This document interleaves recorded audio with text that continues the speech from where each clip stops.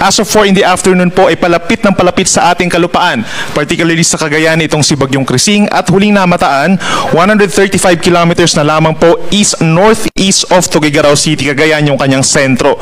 Taglay ang hangin na 75 kilometers per hour, malapit sa gitna at may pagbugso hanggang 90 kilometers per hour at kumikilos west-northwest sa bilis na 20 kilometers per hour.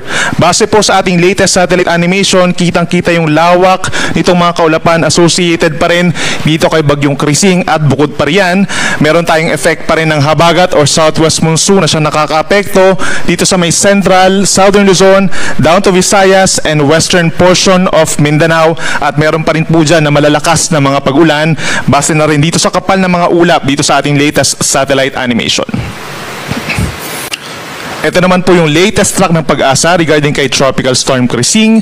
Inaasahan po na ilang oras na lamang ay magla-landfall po ito dito po sa may Santa Ana sa Cagayan early this evening. So around 6 to 8 p.m. possible na tumama or magkaroon ng pagdaan po dun sa coastal waters nitong Santa Ana, Cagayan. And then afterwards, mamayang gabi hanggang hating gabi ay inaasahang tatawidin naman po itong Babuyan Group of Islands sa may northern Cagayan.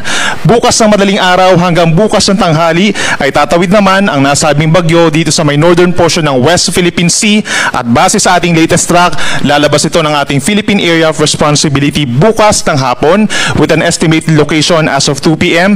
325 kilometers po kanluran ng Basco, Batanes. Base sa ating latest track, mapapanatili nitong si Bagyong Krising ang tropical storm category.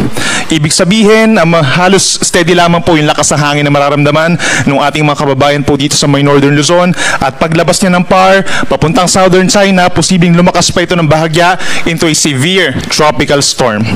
Kapansin-pansin din po dito sa ating latest animation, itong radius or latest track po, yung radius na tinatawag nitong si Bagyong Krising, nasa around 300 to 500 kilometers po. Hindi siya perfect circle, so malaking bahagi pa rin po ng northern Luzon plus portions of central Luzon ang nahagip nung kabuuan mismo ng bagyo in terms of hangin at in terms of mga pag-ulan.